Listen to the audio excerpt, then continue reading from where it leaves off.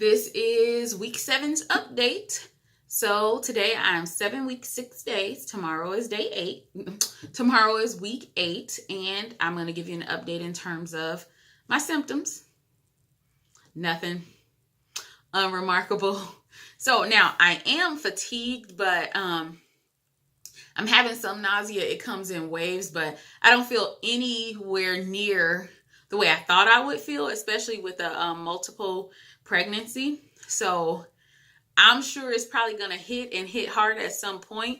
But besides the fatigue, I'm just kind of chilling. So on Friday night, my niece, who's 7, she was in the bed with me. And so we're trying to watch the Disney Channel, and I passed out. So every time she would call my name, Auntie, I would pick my head up and try to engage with her, and then I would just fall right back over. So the next morning I said, I'm tired. And she says, I don't know why. You went to bed at 9 o'clock. Poor child, I was supposed to be hanging out with her for the evening, but I went to sleep on her. That's the only symptom I have is I cannot seem to stay awake. Like I fall asleep talking to people. It's just really, really intense. So other than that, I am doing well. I don't have any spotting, any pain, any cramps. The most significant thing I would have is fear because like ever since I had my transfer, I may be cramped a few times, but people talk about symptoms and some people maybe are a little more in tune with their bodies than I am because I haven't really felt anything. So that scares me. Like Saturday, I woke up and I felt so good. I was thinking, what is going on here? And I had to check my breasts, make sure they were still hurting. I feel like this part is more scary than IVF and their 2-week wait because it seems like there's always something going on. So, other than that, today I did a sneak ultrasound. I forgot I remembered actually last night that I still had an appointment scheduled with the RE that I was seeing. And I have already transitioned to my OB, and I was feeling a little like, why am I not having symptoms? So I went and he did see me this morning, and I got an ultrasound, and there are the twin blueberries. They are the size of a blueberry this week. So now baby A has a heart rate of 157 and baby B has a heart rate of 159. And I am 7 weeks, 6 days, and they are measuring 7'4" and 7'3". So 2 or 3 days measuring behind. I don't think is a big deal, but we'll see. So next week I go back to maternal fetal medicine just because they had my appointment set for 2 weeks. So but yeah, I did a little sneak appointment today. I had to do it. I mean, I don't want to overexpose myself to ultrasounds, but my mind was running a little wild. So I'm better now. I'm down off the ledge. Okay, so I've just been having a whole lot of thoughts. I was thinking about how I never anticipated being a mother of multiples. And the reason is because as I was going through this process, my physicians always recommended selective single embryo transfer, especially since I started this process at 34 and I started with the IUIs at 33 and then I started doing IVF at 34. They were always dead set. They were transferring one embryo. That's that. So I really was never even in the runnings to have twins. And then I had one cycle where I transferred 2. And of course I had the fibroid. So it was a long shot to even do the transfer. And this is the first time that the doctor actually, of course, that I made it to blastocyst and the doctor actually decided to go ahead and transfer 2. I had no thoughts that 2 would stick and 2 did not stick.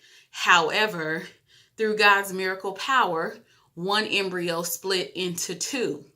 So, and that gives me confirmation and comfort that this had to be God's will to get a 2-for-1 because the second embryo didn't stick, but for God to say, I'm going to give you identical twins. So today when I was talking to my local RE, he was doing my ultrasound and I said, it's just strange to me because every doctor I saw gave me a 1% chance of conceiving with my own eggs.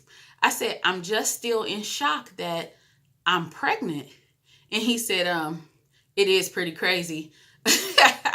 I mean, it just didn't look hopeful. And the thing is, I don't blame the doctors. They're going based on the best science that they have and their recommendations based on treating patients over and over again.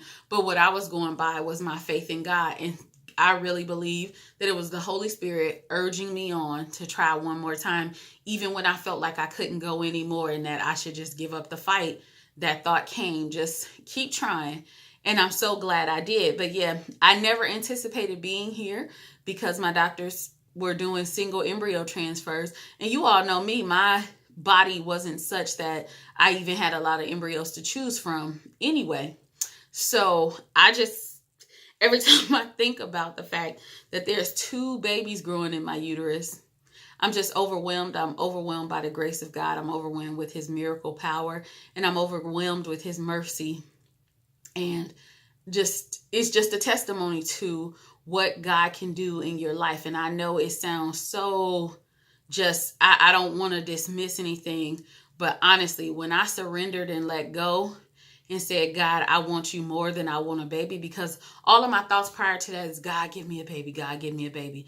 And once I let that thought go, he was able to move for me. So I just wanted to let you all know, week 7 was essentially a breeze besides some waves of nausea and fatigue. I will see maternal fetal medicine next week just to make sure things are progressing as designed. What we are praying for now, and the doctors believe the membrane that should be between identical twins is there. However, they're saying because of my body habitus, because I'm not the smallest person, they're having difficulty with getting the probe where they need to get it to get good resolution to actually see the membrane, because it's very thin in general. So we do not want monoamniotic twins, meaning twins in the same amniotic sac, because of the risk. So both doctors, OB and maternal fetal medicine, and even the RE, they all believe the membrane is there. They said because the way the babies are spread apart in there, they think the membrane is there. They're just having difficulty seeing it. So I need you all to pray, and they think it's too early to see it. I need you to pray that as the pregnancy progresses, we're able to see the I think it's called the amniotic membrane that's supposed to be there to separate the twins, okay? So pray for me on that, but I'm feeling great. I will update you all next week after I see maternal fetal medicine. Maybe the membrane will be there next week. I've read some instances where you had to go all the way into the second trimester to see it. So we'll see. But like I said, all 3 doctors, their thought process is that it's there, they just can't see it, and it's because they can't get the probe up high enough. Well, what I told them was it felt like the probe was in my chest when they were pulling it out. But anyway, that's a different story for a different day. I want you ladies to know I'm doing well. Keep praying for me, and I will keep praying for you all. Let me know who's getting the BFPs. It seems like the BFP train is on a roll, okay? So I love you all, and I will update you next Tuesday. Bye.